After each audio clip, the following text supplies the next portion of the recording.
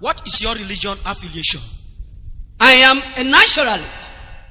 And as an Urhobo man, culturally, we worship God through our ancestors who are dead, and by implication, our spirits.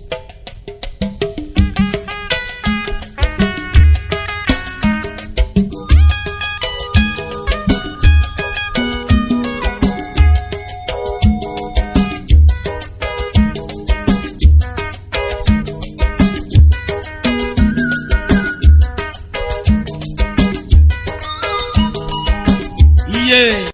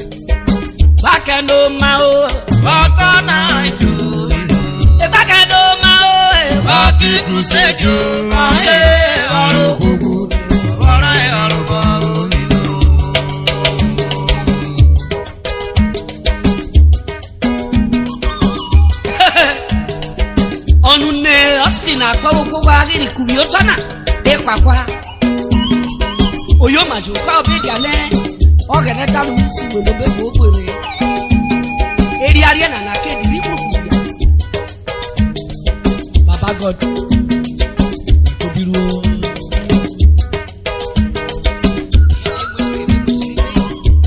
ojo iye yaro gbogbo awa aroba aye baro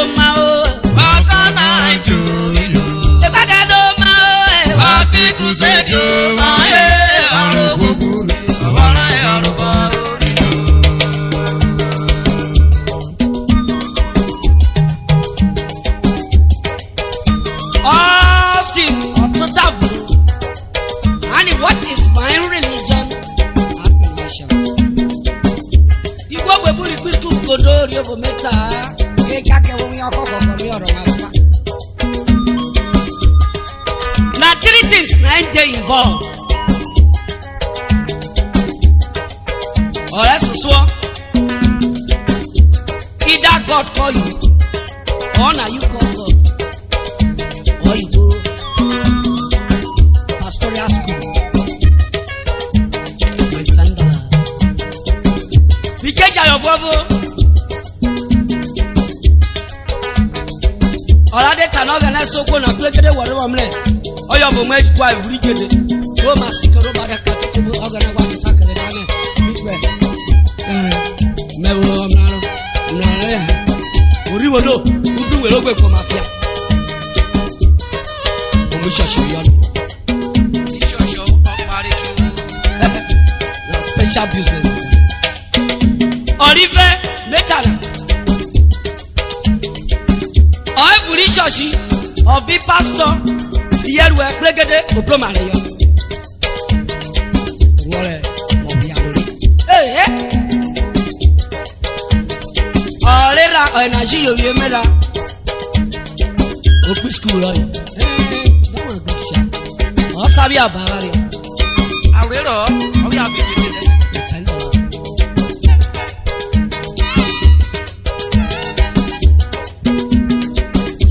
Religion affiliation okarega sasaro evak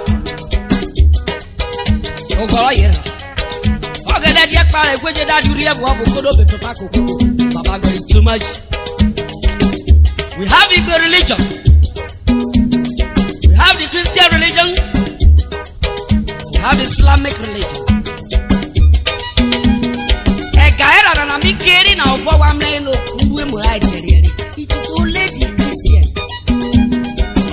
ade woni. Okiri ade woni. The Jehovah Witness. Aye basa e wa re duro. It is Islamic.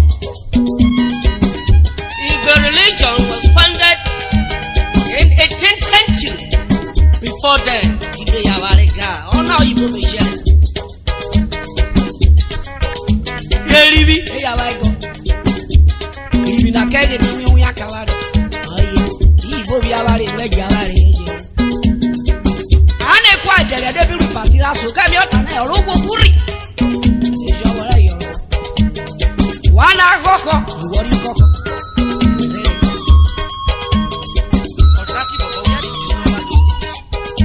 Now God give you the sleep like God give me.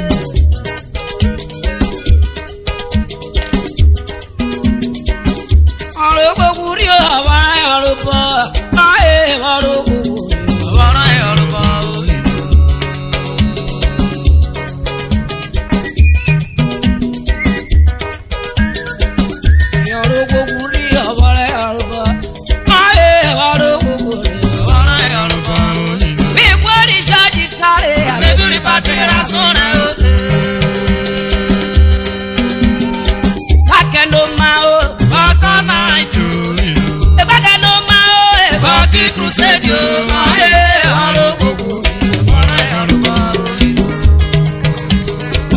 We so go to memle plan ori anodi plan wo memle ani ano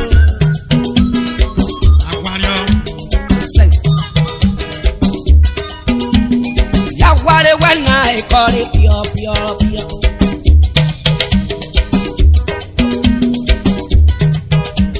ya ware wena kore pio wenu ge akwari wo ya ware wena kore pio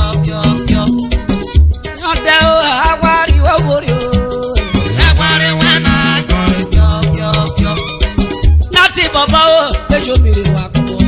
Egwanre Wena, you go more baby. Back it. Egwanre Wena, let me come back on the radio. Egwanre Wena, this communication is Egwanre Wena. Our tradition is dying away. Our culture is dying away. Our culture is dying away. Hey, is this right? On a shame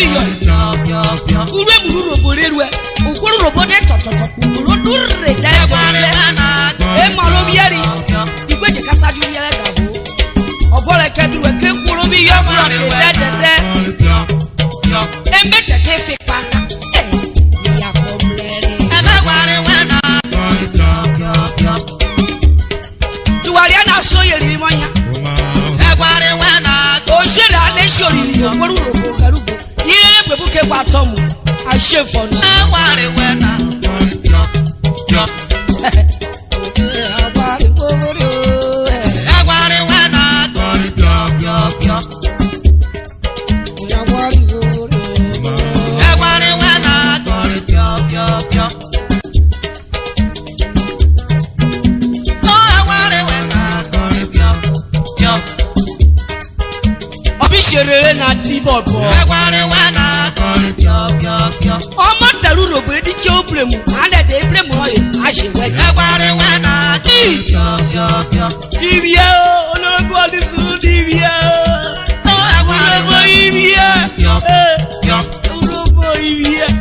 I cry for you.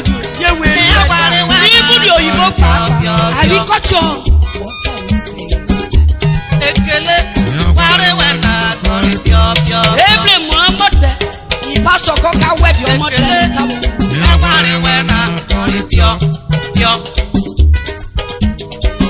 I keep lost seven in a replay. Culture is finished. Unless you revise so, otherwise, they said it didn't go in camera. Salamata Bonilla Matabora, you are in a tabio. Oh, then I will have a tabio people. A tabby pastor kill a bottle. Now we're moving on now.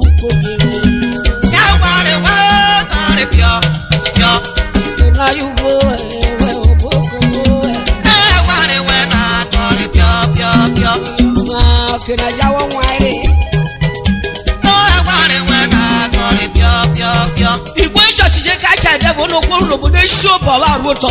Egwanre Wena kọrin pio. Mu to ba ru ari gbe kale lo gbigbe. Wa ti ro wi o wa kira. Egwanre Wena kọrin pio. Ate aye wa to ta. Egwanre Wena kọrin pio. Ana fariye. Legbe esoro. Egwanre Wena kọrin pio. Awo kuru Urhobo tere. Ko iwe wo ku tere. Egwanre Wena kọrin Le show ko Urhobo. O keru bo. Ko fariye lele.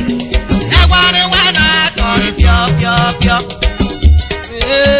So fariye lele o. Egwanre Wena kọrin pio. O fariye tere. Pare no be o. Egwanre Wena kọrin pio. Ayeta ani for cruise. Egwanre Wena kọrin pio. Wene no na ye. Sushi lele. Egwanre Wena kọrin pio. Ye na be no mama na wada so fa bi ro ye ju anwa yo. No Egwanre Wena kọrin Ibo ya de kasa nwa. Ye fe go free. Egwanre Wena kọrin pio. Aye da me bu ko ye do. Egwanre Wena kọrin pio. Gira o tare. Wari na wonya baru.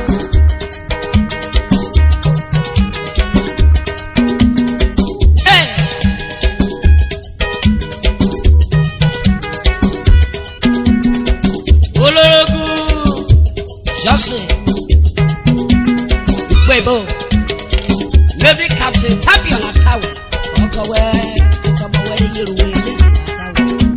Oh, my good, you're in a.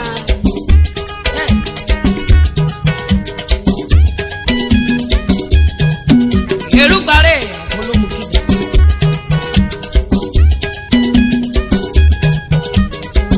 All over, my